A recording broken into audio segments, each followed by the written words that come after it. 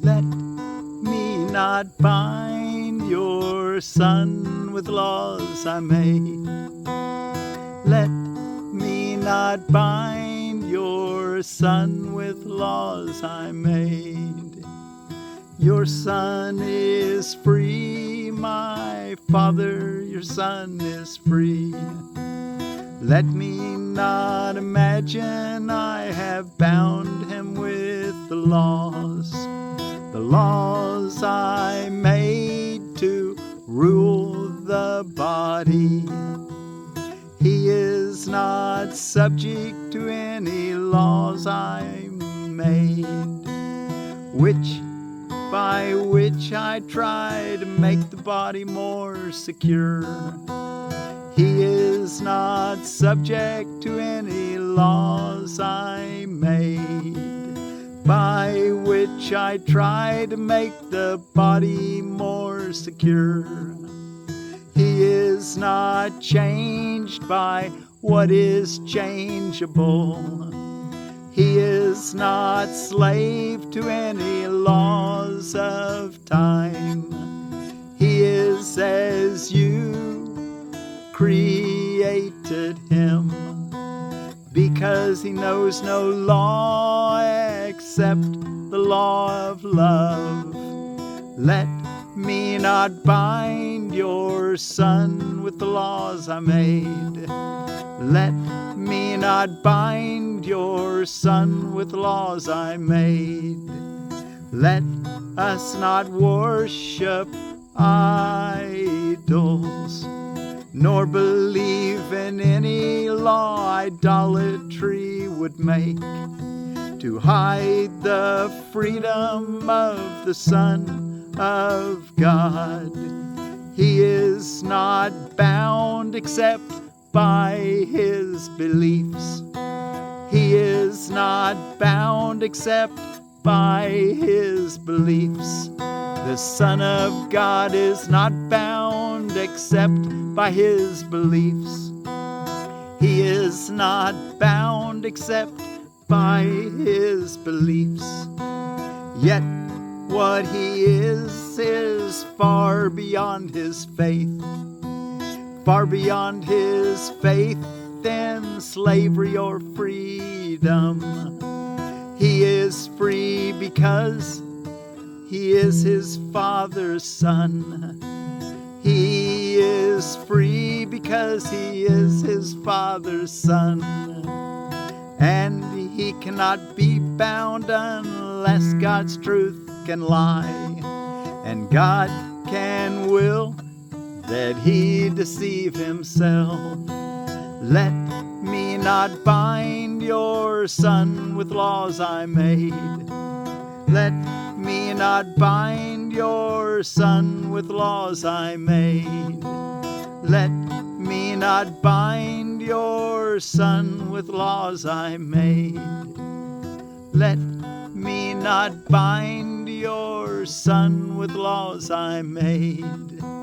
Let me not bind myself, your son, with laws I made. Let me not bind your brother, my brother, your son, with laws I made. Let me not bind my brother, your son, with laws I made. Let me not bind myself, your son, with laws I made. Let me not bind your son with laws I made. Let me not bind your son with laws I made. Let me not bind your son with laws I made. Well, thank you all so much for joining me today in studying Lesson 277 in A Course in Miracles. We're reading from the Foundation for Inner Peace version of A Course in Miracles here for Saturday, October the 4th of 2025. Let me not bind your son with laws I made. And remember, we're to keep in our mind today, every hour of the day, try to bring that to your memory for sure, And throughout the day, use it for the experiences of the day. And apply it. Let me not bind your son with laws I made. I love that one sentence. He says, he is not bound except by his beliefs. Isn't that something? And then the very next sentence says, yet what he is far beyond his faith in slavery or freedom. You can believe you're free or you can believe you're a slave. But what you are is changeless. You're one with God. Let not my beliefs bind myself and my brothers and sisters by my beliefs to the contrary of my freedom. And our associated reading today is, what is the Christ? Let's see if I can, if that doesn't, well, yeah, it's going to move. So let's see if I can make it to where it doesn't move. I'm supposed to have that all ready to go, so I don't take a long time getting it ready. But here we go. What is the Christ? Christ is God's Son as He created Him. He is the self we share, uniting us with one another, uniting us with one another and with God as well. He is the thought which still abides within the mind that is His source. He has not left His holy home, nor lost the innocence in which He was created. He abides unchanged forever in the mind of God. Christ is the link that keeps you one with God and guarantees that separation is no more than an illusion of despair. For hope forever will abide in Him. Your mind is part of His and His of yours. He is the part in which God's answer lies, where all decisions are already made and dreams are over.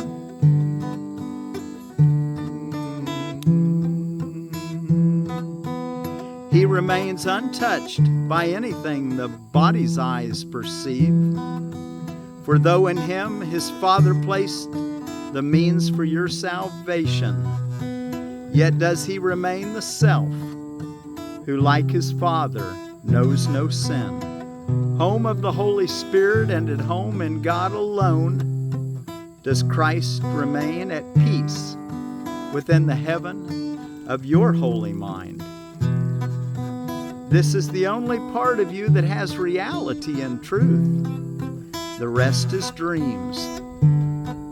Yet will these dreams be given unto Christ to fade before His glory and reveal your holy self, the Christ, to you at last. The Holy Spirit reaches from the Christ in you to all your dreams and bids them come to Him to be translated into truth.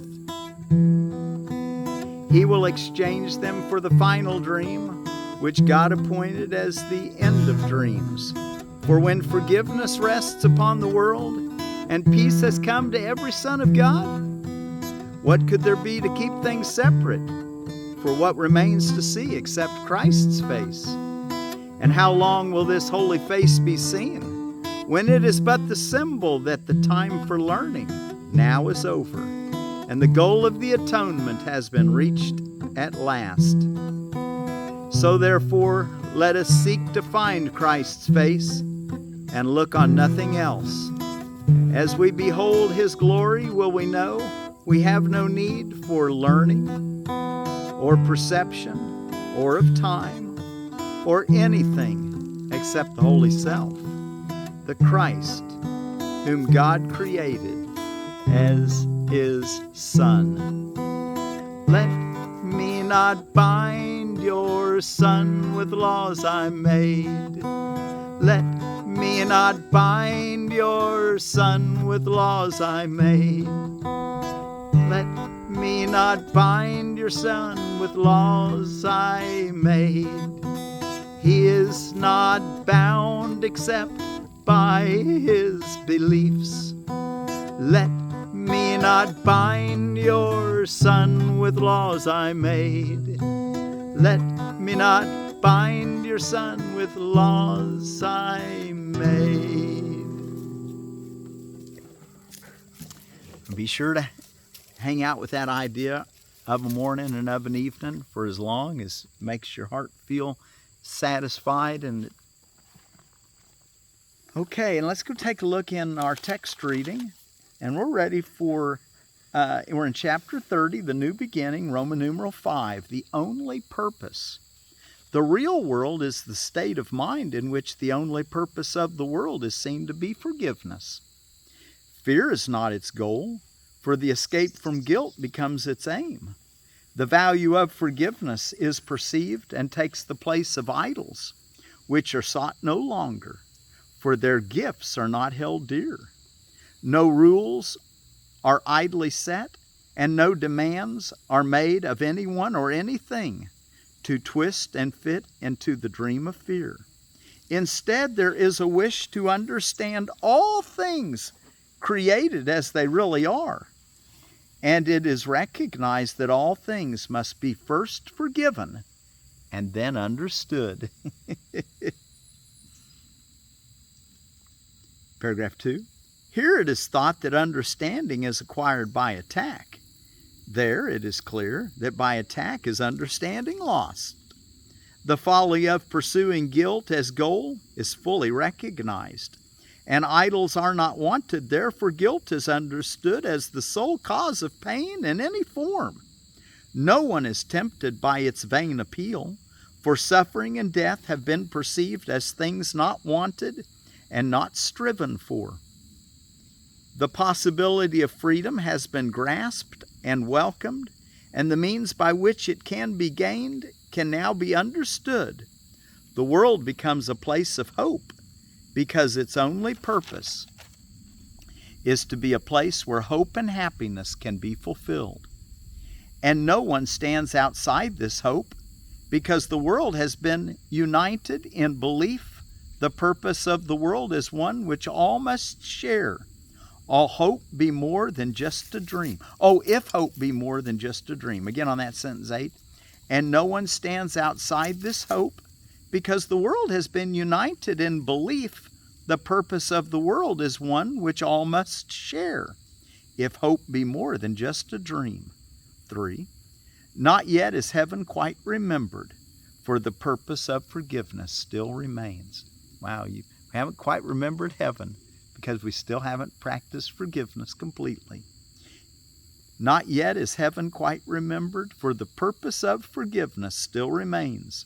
Yet everyone is certain he will go beyond forgiveness, and he but remains until it is made perfect in himself. Yet everyone is certain he will go beyond forgiveness, and he but remains until it is made perfect in himself.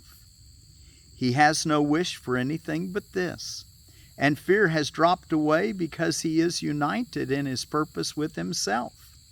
There is a hope of happiness in him so sure and constant, he can barely stay and wait a little longer, with his feet still touching earth, ready to float on out of here by practicing forgiveness. Yet is he glad to wait till every hand is joined, and every heart made ready to arise and go with him. For thus is he made ready for the step in which is all forgiveness left behind. 4. The final step is God's, because it is but God who could create a perfect Son and share his fatherhood with him. No one outside of heaven knows how this can be, for understanding this is heaven itself. Even the real world has a purpose still beneath creation and eternity, but fear is gone because its purpose is forgiveness, not idolatry. Not looking for something to satisfy you in this world, thinking that it's going to, something that'll delay your homecoming. He calls them idols. And so is heaven's Son prepared to be himself, and to remember that the Son of God knows everything his Father understands, and understands it perfectly with him. 5.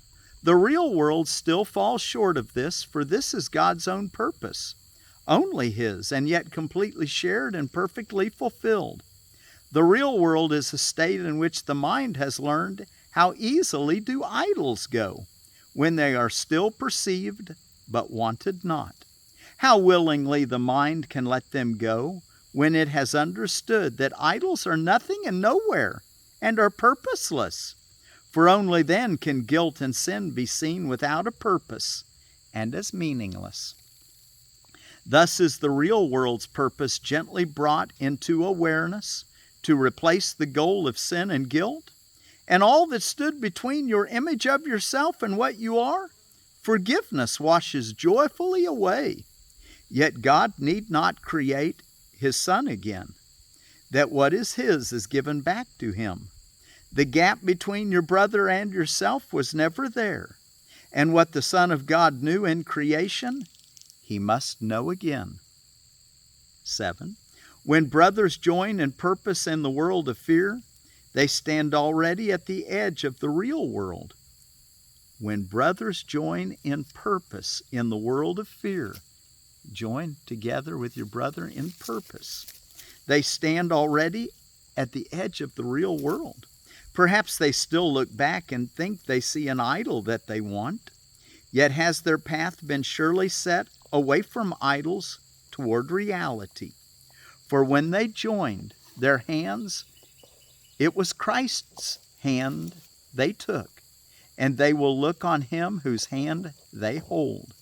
The face of Christ is looked upon before the Father is remembered, for He must be unremembered till His Son has reached beyond forgiveness to the love of God. Yet is the love of Christ accepted first, and then will come the knowledge they are one. 8. How light and easy is the step across the narrow boundaries of the world of fear, when you have recognized whose hand you hold. Within your hand is everything you need to walk with perfect confidence, away from fear forever, and go straight on and quickly reach the gate of heaven itself. For He whose hand you hold was waiting but for you to join Him. Now that you have come, would He delay in showing you the way that He must walk with you? His blessing lies on you as surely as His Father's love rests upon Him.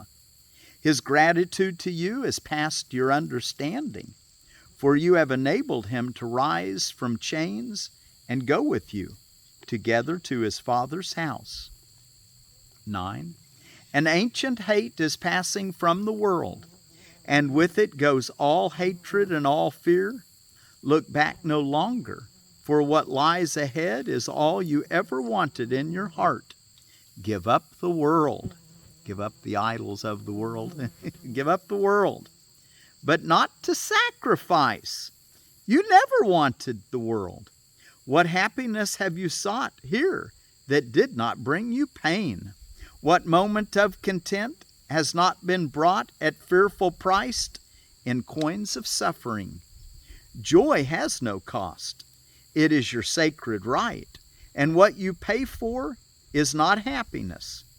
Be speeded on your way by honesty, and let not your experience here deceive in retrospect. They were not free from bitter cost and joyless consequence. They were not free from bitter cost and joyless consequence. Paragraph 10. And I think this is the last paragraph. Oh, no, there's one more, 11. Do not look back except in honesty.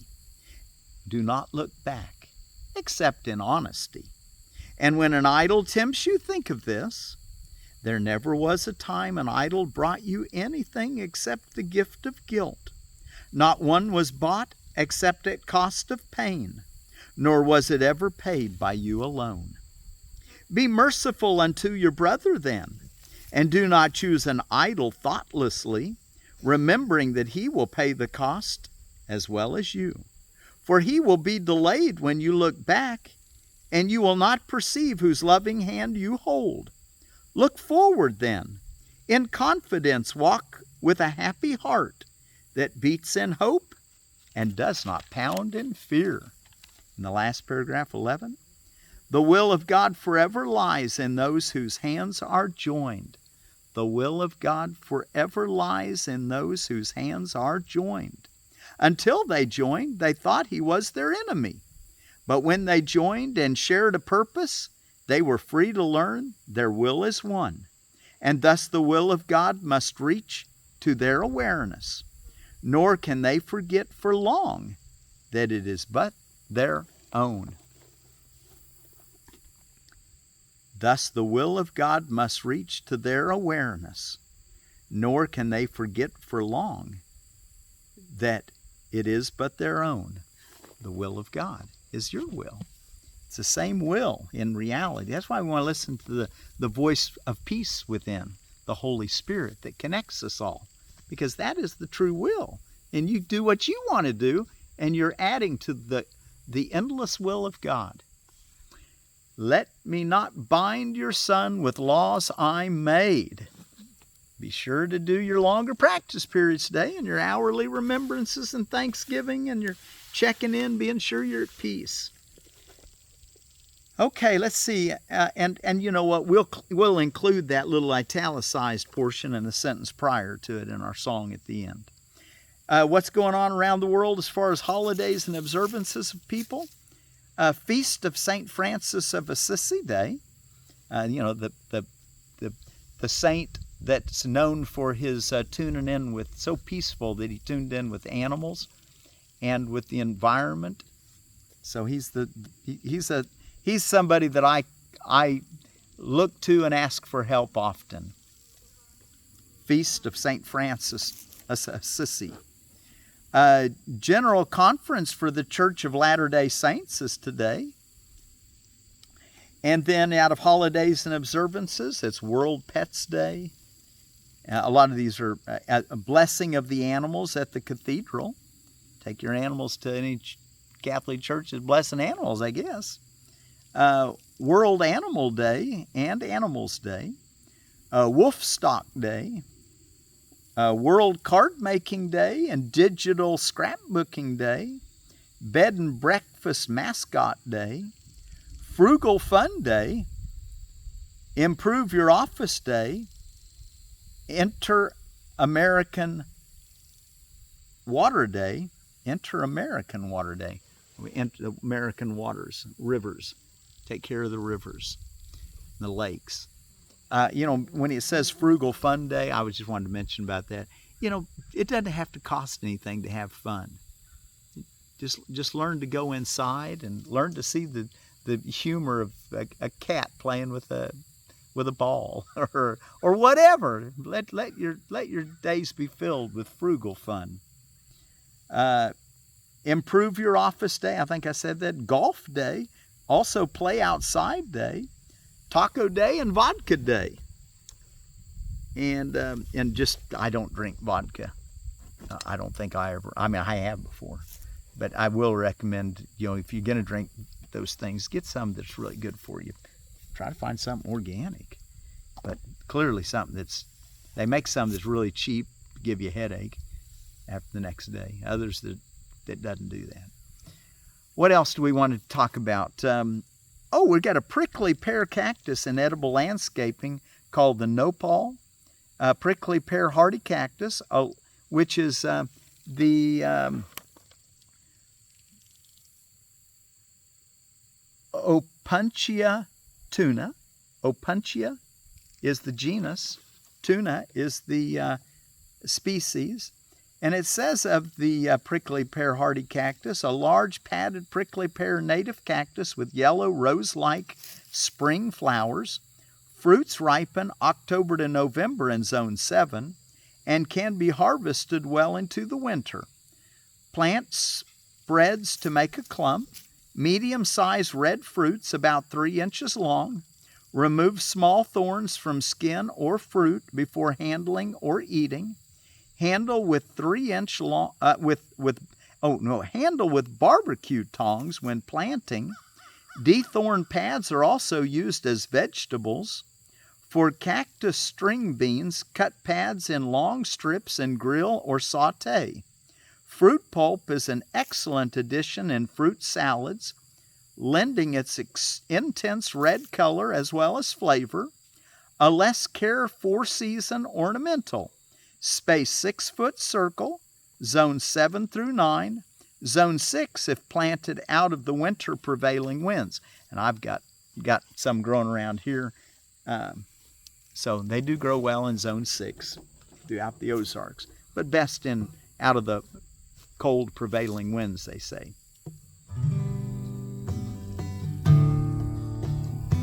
Let me not bind your son with laws I made. Let me not bind my brother, who is your son, with laws I made.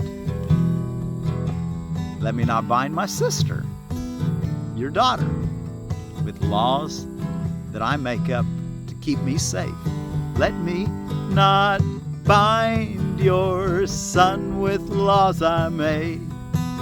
And let me not bind myself, your son, with laws I made. Or if you're a lady, you might say, let me not bind myself, your daughter, with laws I made. Let me not bind your son with laws I made. Let me not bind your son with laws I made. Your son is free, my father. Your son is free. Let me not imagine I have bound him with laws. Let me not imagine I have bound him with the laws I made to rule the body. He is not subject to any laws I made, which I tried to make, by which I try to make the body more secure. He is not changed by what is changeable. He is not slave to any laws of time. He is as you created him, as you created him, because he knows no laws except the law of love. Let me not bind your son with laws I made. Let me not bind your son with laws I made. Let us not worship idols. Let us not worship idols, nor believe in any law idolatry would make to hide the freedom, to hide the freedom of the Son of God. Let us not worship idols nor believe in any law idolatry would make to hide the freedom of the Son of God. He is not bound except by his beliefs, by his beliefs. Yet what he is far beyond his faith in slavery or freedom. He is free because he is his Father's son. And he cannot be bound unless God's truth can lie and God can will. And God can will that he deceive himself. He is not bound except by his beliefs, by his beliefs. Don't forget that. Let me not bind your son with laws I made. Let me not bind your son with laws I made. And our word for peace is from the Cherokee, Nvwadohiyada. Nvwadohiyada. They're on the Little Tennessee, the Okokie, the Hiwassee, the Okanafloti, and the Kiowa, and the French Broad Rivers. Nvwadohiyada. Let me not bind your son with laws I made.